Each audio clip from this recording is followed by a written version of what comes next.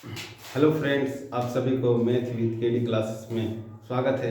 जैसे कि आप जानते हैं हम लोग क्लास 10 का चैप्टर 2 है एरिया रिलेटिव टू सर्कल का इम्पोर्टेंस क्वेश्चन जो प्रीवियस ईयर्स में आ चुका है वो कर रहे हैं। आज भी उन्हीं में से कुछ क्वेश्चन हम करने वाले हैं। चलिए let's start the question number first. In a circle of a radius 21 centimetre, एक सर्कल है जिसका रेडियस हमको 21 सेंटीमीटर दिया।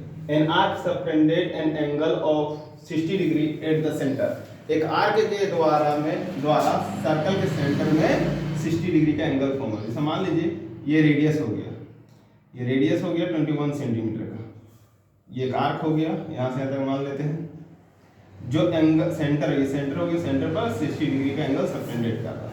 इसको ए और बी मान लेते हैं आर्क को। ये 21 सेंटीमीटर रेडियस हो गया। पहला number of length of arc, find the length of arc. पहला नंबर में हमको लेंथ ऑफ आर्क निकालना, मतलब ए बी निकालना है।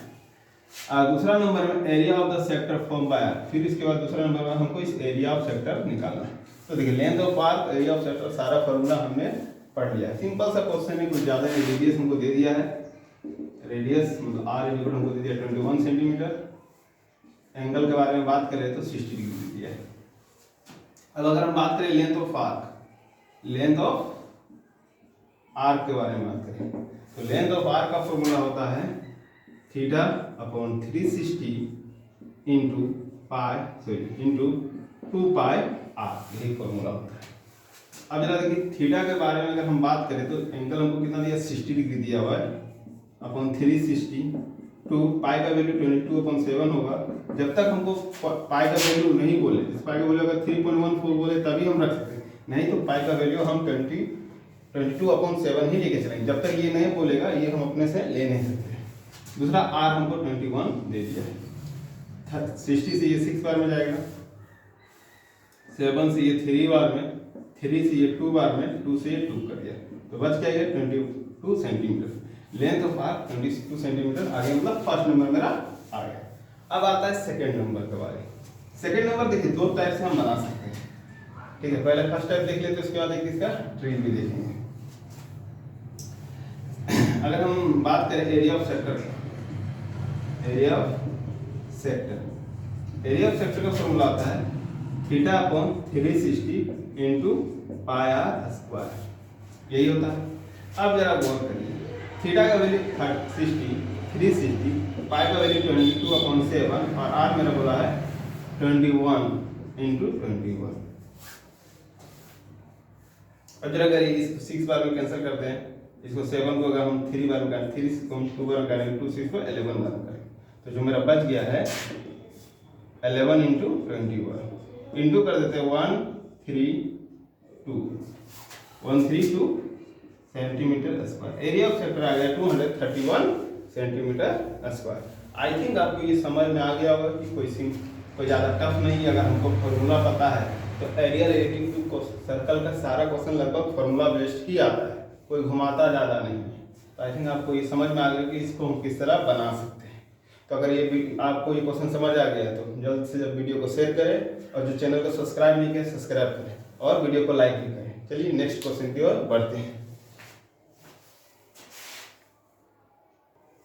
हाँ, एक चीज इसमें देख लीजिए, अगर मान लीजिए एरिया ऑफ सेक्टर तो हम तो इस फॉर्मूला निकाल सकते हैं। अगर हमको मान लीजिए लेंथ हमको पता चल गया, लेंथ ऑफ आर्क पता चल गया, तो हमारे पास एरिया ऑफ सेक्टर निकालने का और एक फॉर्मूला था। एरिया ऑफ सेक्टर निकालने का और एक फॉर्मूला था, सेक्टर निकालने का फॉर्मूला और एक था 1/2 इंटू एल इंटू आर। अब ये एल क्या है, तो लेंथ ऑफ आर्क को डिनोट करता है, लेंथ ऑफ आर्क को डिनोट, जो ये 22 सेंटीमीटर हम निकाल चुके हैं।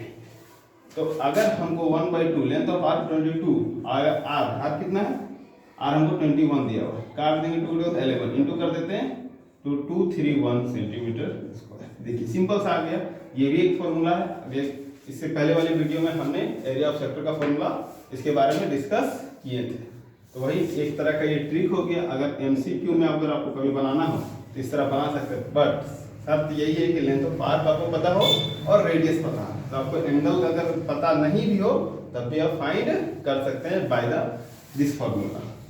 तो वही छोटा था। चलिए नेक्स्ट क्वेश्चन की ओर बढ़ते हैं।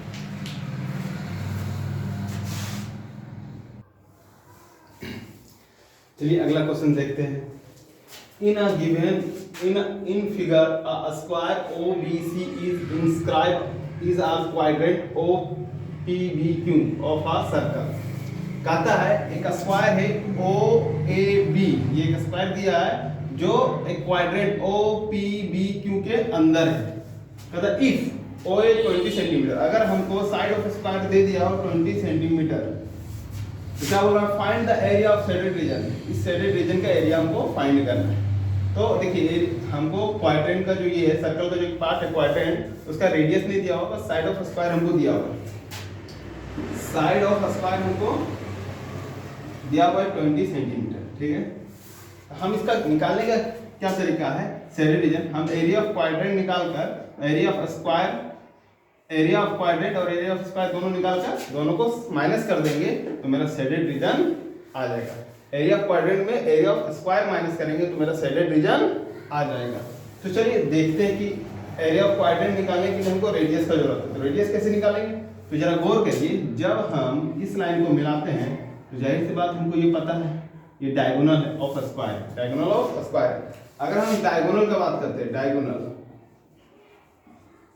डायगोनल ऑफ स्क्वायर के बारे में बात करते हैं, उसका फॉर्मूला होता है √2 इंटू साइड, यही फॉर्मूला होता है। तो हम लिख सकते हैं √2 इंटू 20 मतलब 20√2 सेंटीमीटर। ये आ गया। जरा गौर करें, ये जो लाइन है ये डायगोनल ऑफ स्क्वायर तो है मगर साथ साथ ये सेंटर से क्रॉस होकर सर्कल को टच कर रहा है, मतलब ये रेडियस का भी काम कर रहा है। तो हम लिख सकते हैं रेडियस भी क्या हो जाएगा आपका डायगोनल के बराबर हो जाएगा। रेडियस किसके बराबर हो जाएगा, डायगोनल का, मतलब ये भी 20√2 सेंटीमीटर हो गया। यहाँ तक तो आ गया। अब हमको एरिया ऑफ शेडेड रीजन निकालना है, area of shaded region. Area of shaded region निकालेंगे कैसे, area of quadrant minus area of square, area of square. तो अब जरा देखिए एरिया ऑफ क्वाड्रेंट का फॉर्मूला था 1/4 पाई r square minus area of square का, एरिया ऑफ क्वाड्रेंट का फॉर्मूला लिखिए। एरिया ऑफ स्क्वायर तो आपको पता है इस साइड का स्क्वायर होता है। जरा गौर करें 1/4 पाई का वैल्यू 22/7 ही रख लेते हैं और रेडियस हमको दिया हुआ 22 का स्क्वायर माइनस और ये साइड का स्क्वायर हो जाएगा आपका 20 का स्क्वायर।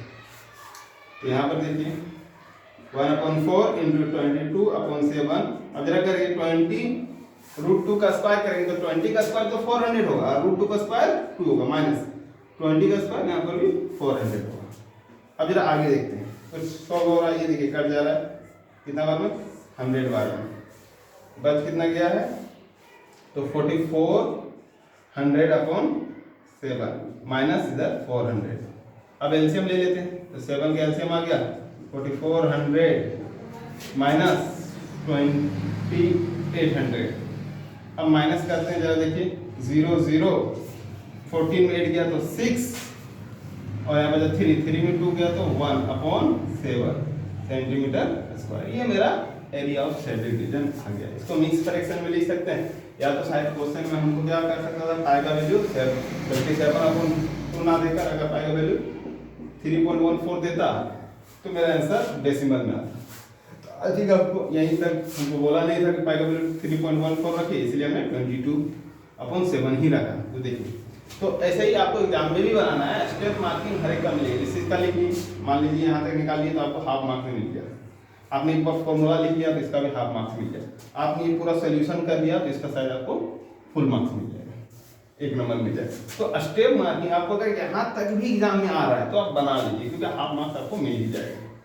ठीक है, अब जरा गौर करिए, मान लीजिए ये पूरा बना मगर आंसर कैलकुलेशन में मेरा मिस्टेक हो गया तो ऐसा नहीं कि पूरा 1 नंबर काट लेगा, आपको इसमें हाफ मार्क्स आपका प्रोसेस को मिलेगा, बस आंसर का हाफ मार्क्स जो मिलना था वो आपका कट जाएगा अगर कैलकुलेशन में कहीं मिस्टेक है।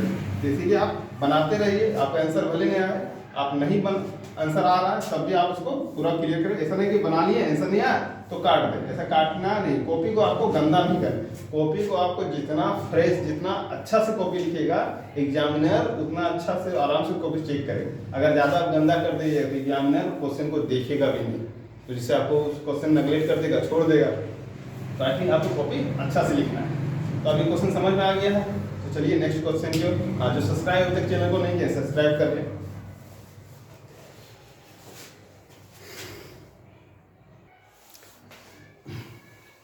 तो बस आज के लिए हम इतना ही रहने देंगे। अगले वीडियो में और भी इम्पोर्टेंस क्वेश्चन जो आ चुके हैं उनके बारे में हमने बात की। भले ही आज हमने कम क्वेश्चन किया, 2 ही क्वेश्चन किया, मगर 2 क्वेश्चन से हमने बहुत सारे बेसिक पता चला कि इन क्वेश्चनों को कैसे डील करना है। इस तरह का क्वेश्चन आ जाएगा तो किस तरह बनाएंगे। ऐसा नहीं कि हम सारा क्वेश्चन आपको बता सकते, हम कुछ इंपॉर्टेंट क्वेश्चन जिससे रिलेट करके क्वेश्चन एग्जाम में पूछा जा सकता है, वही क्वेश्चन को हम डील कर रहे हैं। अगला नेक्स्ट वीडियो में भी हम और भी कुछ इंपॉर्टेंट क्वेश्चन के बारे में डील करेंगे।